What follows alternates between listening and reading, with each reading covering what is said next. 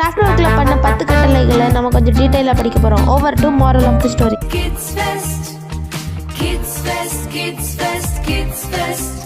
இது குட்டீஸ் கொண்டாட்டம், குட்டீஸ் கொண்டாட்டம். ஹalleluya, ஹalleluya.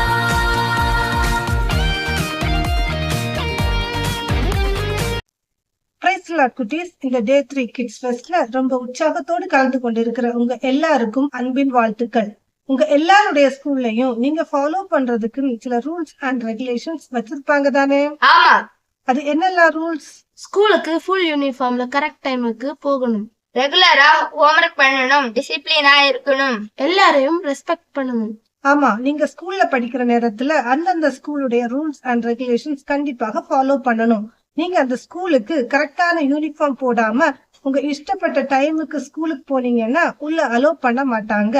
அதே போல ஸ்கூல் டைம் முடியறதுக்கு முன்னாடி உங்க இஷ்டத்துக்கு வெளியில வரவும் முடியாது. எதற்கு அப்படி ரூல்ஸ் ஸ்கூல்ல வச்சிருக்காங்க? ஏன்னா நம்ம ரூல்ஸ் அண்ட் லாஸ் ஃபாலோ பண்ற நேரம் தான் நம்முடைய லைஃப்ல ஒரு டிசிப்ளின் இருக்கும். அது போல நாம் தேவனுடைய பிள்ளைகளாக இருக்கும் போது அவர் கொடுத்த 10 கட்டளைகளை நம்முடைய வாழ்க்கையில் கண்டிப்பாக ஃபாலோ பண்ணணும். சரி, 10 கட்டளைகளை நாம் இன்னைக்கு படிக்கிறதுக்கு முன்னாடி டே 1 கிட்ஸ் ஃபெஸ்ட்ல என்ன படிச்சோம்? இஸ்ரவேல் ஜனங்கள் எகிப்தில் அடிமைப்பட்டு இருந்ததையும் அவங்கள மீட்டு கானான் தேசத்திற்கு அழைத்து வருவதற்காக தேவன் மோசேயை குழந்தையாக இருக்கும் போது தேர்ந்தெடுத்து பத்திரமாக பாதுகாத்து அரண்மனையில் வளர செய்தாங்க. Very good. டே 2ல என்ன படிச்சோம்? இஸ்ரவேல் ஜனங்கள் எகிப்துல இருந்து விடுதலை ஆகி வந்துட்டு இருக்க நேரத்தில் பார்வானுடைய சேனை அவர்களை பின்தொடர்ந்தாங்க. அப்போ தேவன் செங்கடலை 2ஆக பிளந்து இஸ்ரவேல் ஜனங்கள் செங்கடலை கடந்து பத்திரமாக வர கிருபை செய்தாங்க. ஆமா, தேவனுடைய ஜனங்களாக இருந்த இஸ்ரவேல் ஜனங்கள் அவர்களுடைய வாழ்க்கையில் கடைபிடிக்க வேண்டிய முக்கியமான காரியங்களை தேவன் 10 கட்டளையாக மோசேயிடம் சீனாய் மலையில் கொடுத்தார். அதை இஸ்ரவேல் ஜனங்களுக்காக மட்டும் தானே கொடுத்தார்? இல்லை, இஸ்ரவேல் ஜனங்களுக்காக மட்டுமில்லை, தேவனுடைய பிள்ளைகளாக இருக்க வேண்டும் என்று விரும்புகிற எல்லாரும் நம்முடைய வாழ்க்கையில் இந்த 10 கட்டளைகளை கண்டிப்பாக கடைபிடிக்க வேண்டும். முதலாவது கட்டளை எது? என்ன என்று உனக்கு வேற தேவர்கள் உண்டாயிருக்க வேண்டாம். அதாவது நம்மளை படைத்து பாதுகாத்து வருகிற தேவன் ஒருவரே, அவர்தான் மெய்யான தேவன் என்பதை நாம் அறிந்து கொள்ள வேண்டும்.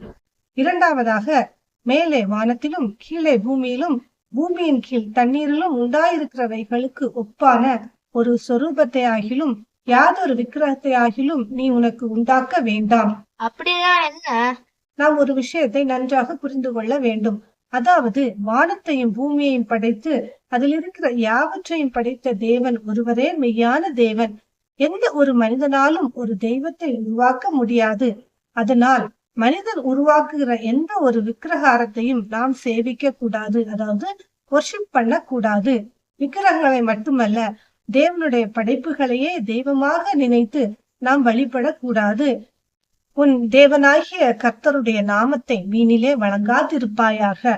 நம்மை படைத்து பாதுகாத்து வழிநடத்தி வருகிற தேவன் அவர் மிகவும் ஸ்தோத்திரிக்கப்படத்தக்கவர், மகிமையின் கனமும் பொருந்தியவர். அவருடைய நாமத்தை தேவையில்லாத எந்த ஒரு காரியத்துக்கும் நாம் பயன்படுத்த கூடாது. தப்பு செய்துட்டு பொய் சொல்லிட்டு அம்மா அப்பாவை ஏமாத்திக்கிட்டு காட் ப்ராமிஸ்ன்னு சொல்லக்கூடாது. தவறான காரியங்களுக்கு தேவனுடைய நாமத்தை நாம் யூஸ் பண்ண கூடாது. ஓய்வு நாளை பரிசுத்தமாய் ஆசரிக்க நினைப்பாயாக. இது ரொம்ப முக்கியமான கற்பனை குட்டீஸ். சண்டே எல்லாரும் என்ன பண்ணுவீங்க? சர்ச்சுக்கு போவோம், சண்டே கிளாஸ் அட்டெண்ட் பண்ணுவோம். குட். நாம் ஓய்வு நாளை பரிசுத்தமாக ஆசரிக்க வேண்டும். நாம் ஓய்வு நாளை தேவையில்லாத காரியங்களுக்கு பயன்படுத்த கூடாது. சர்ச்சுக்கு போகாம டிவி பார்த்துட்டு வீடியோ கேம்ஸ், கிரிக்கெட் மேட்ச், ஃப்ரெண்ட்ஸோட பார்ட்டி அப்படி எல்லாம் நம்ம டைம் ஸ்பெண்ட் பண்ண கூடாது.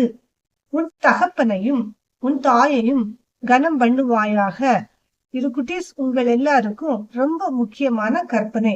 இஸ்ரவேல் ஜனங்களுக்கு கொடுத்தது மட்டுமல்லாமல் நம் ஒவ்வொருவரும் கொடுத்த கற்பனை இது.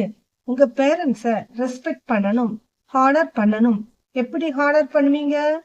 பேரண்ட்ஸ் சொன்னா ஒபே பண்ணணும், பேரண்ட்ஸ் கிட்ட எதிர்த்து பேசக்கூடாது, அடம் பிடிக்க கூடாது, ஓகே, அம்மா டிவி பார்க்க கூடாது, மொபைல் கேம்ஸ் விளையாடக்கூடாதுன்னு சொன்னா ஓகேன்னு சொல்லிட்டு அந்த டைமை யூஸ்ஃபுல்லா ஸ்பெண்ட் பண்ணணும்.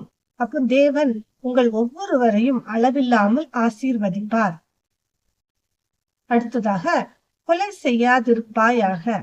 தேவையில்லாம மற்றவங்களோட சண்டை போடுறது, அவங்கள காயப்படுத்துவது கூட நம்ம அவர்களை கொலை செய்வதற்கு சமம்தான். எல்லாரிடத்திலையும் அன்பா இருக்க வேண்டும். விபச்சாரம் செய்யாது இருப்பாயாக. எந்த ஒரு கெட்ட எண்ணத்தோடும் பார்வையோடும் மற்றவங்களோட நம்ம பேசவும் பழகவும் கூடாது. களவு செய்யாதிருப்பாயாக. குட்டீஸ், இந்த கற்பனைய நீங்க ரொம்ப கவனமாக கடைபிடிக்கணும். ஸ்கூல்ல உங்களுக்கு சில டெம்டேஷனை சாத்தான் கொண்டு வருவான். அப்படி ஏதாவது டெம்டேஷன் வரும்போ நீங்க இந்த கடைசி 3 கற்பனைகளை ஞாபகம் வைத்திருக்கணும். அதாவது, உங்க ஃப்ரெண்ட்ஸ் ரொம்ப டிஃப்ரெண்ட் டைப்ஸான அழகான பென்சில், எரேசர், ஸ்டேஷனரி ஐட்டம்ஸ், இல்ல டாய்ஸ், கீ செயின் அப்படி நிறைய திங்ஸ் கொண்டு வர்ற நேரத்துல அதை பாக்குறம்போது உங்க மனசுல இச்சையான எண்ணம் வரக்கூடாது. அப்படி உங்க ஃப்ரெண்ட்ஸ் வைத்திருக்கும் பொருட்கள் மேல உங்களுக்கு எந்த சூழ்நிலையிலும் ஆசை வரக்கூடாது. இந்த பொருள் நமக்கு வேணும், எப்படியாவது இது நம்ம ஃப்ரெண்டுக்கு தெரியாம எடுத்துடணும்னு நினைக்கிறதோ அல்லது அவங்களுக்கு தெரியாம எடுக்கிறதோ பாவமான செயல். அப்போ நம்ம தேவன் கொடுத்த இந்த கட்டளைய நம்ம மீறுகிறவர்களாக இருப்போம். பிறனுக்கு விரோதமாக பொய் சாட்சி சொல்லாதிருப்பாயாக. ஒருவர் தப்பே செய்யல அப்படின்னு இருக்கிற சூழ்நிலையில நம்மளுடைய சுய லாபத்துக்காக நன்மைக்காகவும் அவங்க மேல பொய்யாக குற்றச்சாட்டு சொல்லக்கூடாது. இப்போ ஒரு எக்ஸாம்பிளுக்கு நம்ம பார்த்தோம்னா, 2 பாய்ஸ் சண்டை போடுறாங்க. அதுல ஒரு பாய் உங்க ஃப்ரெண்ட், அவன் தான் எல்லா தப்பும் பண்ணி இருப்பான். ஆனா உங்க டீச்சர் உங்கள்கிட்ட கேக்குற நேரத்துல நீங்க என்ன பண்ணுவீங்க? உங்க ஃப்ரெண்ட சேவ் பண்றதுக்காக தப்பே பண்ணாத இன்னொரு பாய் மேல பழி போடுவீங்க. அப்படியெல்லாம் நீங்க செய்யக்கூடாது. அப்படி செய்தால் அது மிகப்பெரிய குற்றமாக மாறும். அப்போ நம்ம இந்த கட்டளையை மீறி பிறருக்கு விரோதமாக பொய் சாட்சி சொல்லுகிறவர்களாக இருப்போம். 10வது கற்பனை, பிறருக்குள்ள யாதொன்றையும் இச்சையாதிருப்பாயாக. மற்றவர்களுடைய பொருட்களை பார்த்து ரொம்ப அழகா இருக்கு, நமக்கு தேவை, நம்ம ஆசைப்படுறது ரொம்ப தப்பு. நம்ம பாவம் செய்ய நாம் இடம் கொடுக்க கூடாது. இந்த 10 கட்டளைகள்ல இருந்து நீங்க என்ன தெரிஞ்சுக்கிட்டீங்க? நம்மை உருவாக்கின தேவன் ஒருவரே மெய்யான தேவன், அவரை மட்டும் நாம் சேவிக்க வேண்டும். அவருடைய நாமத்தை தேவையில்லாத காரியங்களுக்கு பயன்படுத்த கூடாது. ஓய்வு நாளை பரிசுத்தமாக ஆசரிக்க வேண்டும். பேரண்ட்ஸ கனம் பண்ணணும். கொலை, களவு, விபச்சாரம், பொய் சாட்சி சொல்லுதல், பிறருடைய பொருட்களை இச்சத்தில் போன்ற தேவன் அருவருக்கிற காரியங்களை நாம் செய்யக்கூடாது. ஆமா குட்டீஸ், தேவன் அருவருக்கிற எந்த ஒரு பாவமான காரியங்களையும் நம்முடைய வாழ்க்கையில் இடம் கொடுக்க கூடாது. தேவனுக்கு கொடுக்க வேண்டிய கனத்தை நாம் அவருக்கு கொடுக்க வேண்டும்.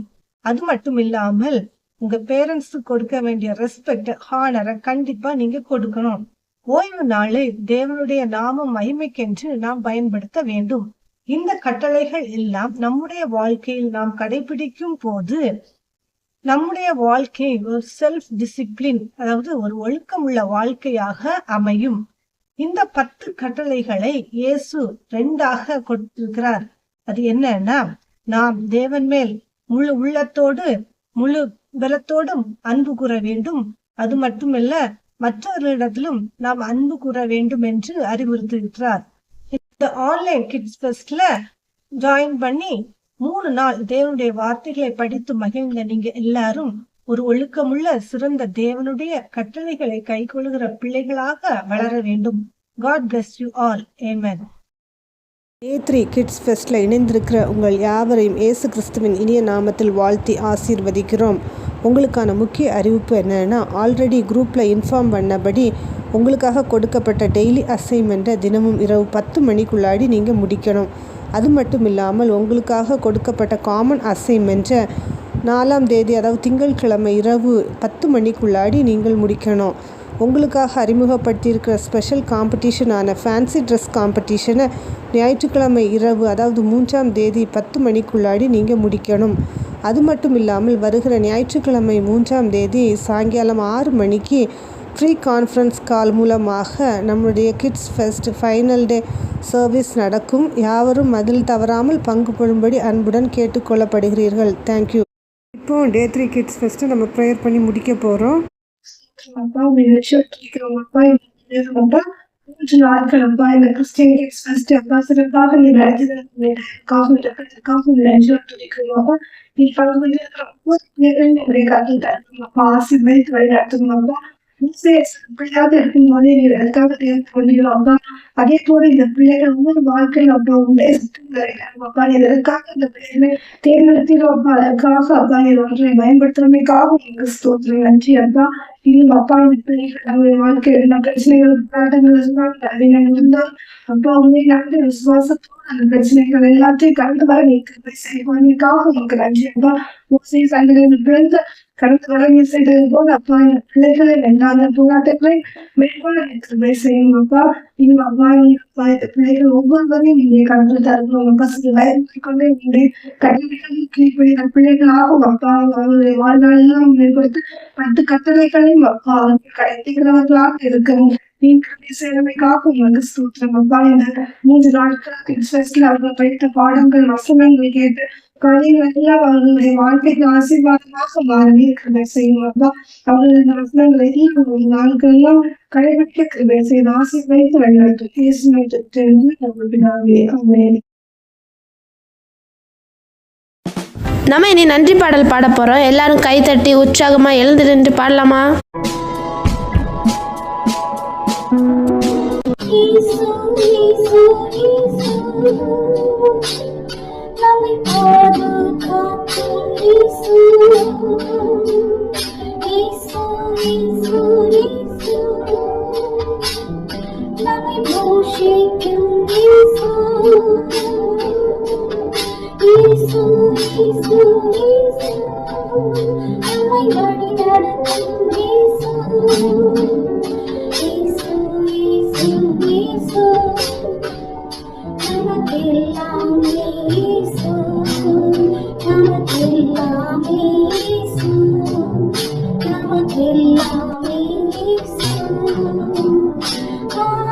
Hallelujah.